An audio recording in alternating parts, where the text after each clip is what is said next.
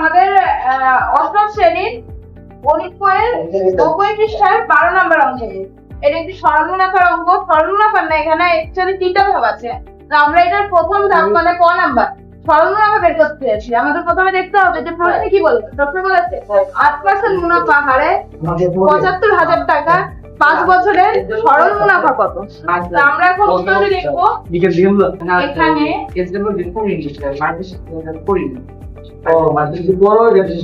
এখানে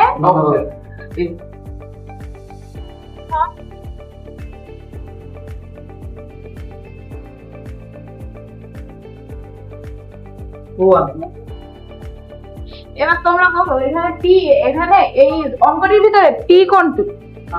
এই অঙ্কটির ভিতরে পি নাম্বার, পি কে আমরা কি দ্বারা প্রকাশ করি? মূলধন। তো এই অঙ্কটির ভিতরে মূলধন কোনটি?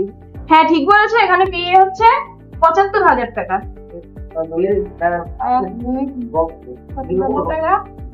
এবং এখানে বলো তাহলে সময়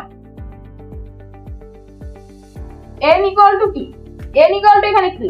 আমরা জানি সময় n ইকুয়াল টু মানে বছরে প্রকাশ করতে হয়। তো এখানে আমাদের বছর কি আছে? 5 বছর।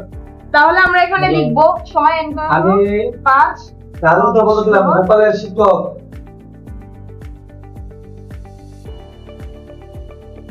তারপরে হচ্ছে 8%। হ্যালো মুনাফার হার। এই স্যারের কথা বলবো।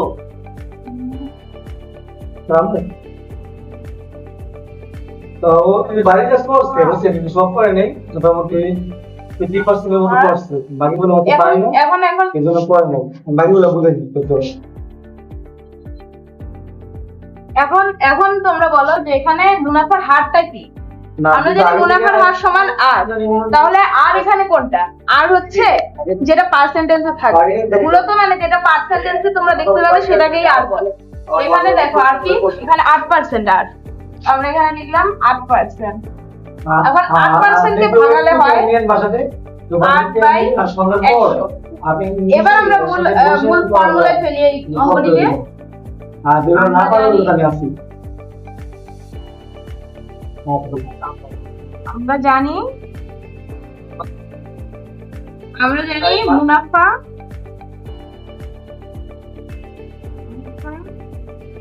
I equal to P R N। এটা আমরা সরল মুনাফার সূত্র আমরা জানি যেটা। তাহলে সমান ৭৫,০০০ গুণ 8/100 গুণ 5। এবার আমরা এটাকে ক্যালকুলেট করবো। ৭৫,০০০ আর 100 কাটলে হয় হচ্ছে 750। তাহলে এবার এটার অ্যান্সার হয়ে হলো 30,০০০। তোমরা যদি 750 গুণ 8 গুণ 5 দাও তাহলে 30,০০০ হবে। তো 1 2 3 30,০০০। এটাই হলো আমাদের ক নাম্বারের অ্যান্সার।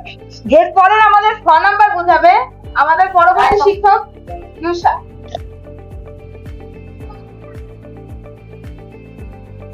গাইস আসসালামু আলাইকুম, আমার নাম ইউসা। আজকে আমরা এই মুনাফার হারে মানে ৭৫০০ টাকা 5 বছর, এটা আমার বন্ধু অঙ্কুশ করেছে। ক নাম্বারটা এখন আমি করবো খ নাম্বারটা। আমরা জানি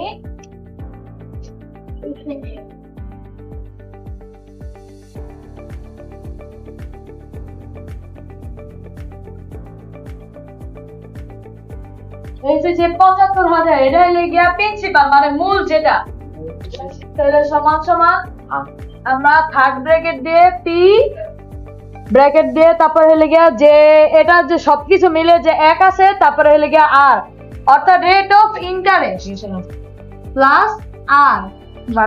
তা এই যে রেট অফ ইন্টারেস্ট আছে, তারপর এটার সাথে যে এই n এখানে আমরা বসিয়ে দিব। এরপরে এদিক থেকে -1 দিয়ে আমরা থার্ড ব্র্যাকেট বসিয়ে দিব। এরপর যে প্রিন্সিপালটা আছে এই যে ৭৫,০০০ টাকা, এটা আমরা এখানে লিখে ফেলবো। তো এরপর আমরা আবার থার্ড ব্র্যাকেট দিব। এরপরে 1 প্লাস 0.08, তারপরে যে এই পাশের যে মানে 5টা আছে সেটা দিয়ে দিব, মাইনাস এই যে ওই পাশে -1, তার সমান সমান আমরা এরপর লিখবো 75,000, এদিকে 75,000 দেওয়া হয়নি, 75,000 পূরণ 1.469328 -1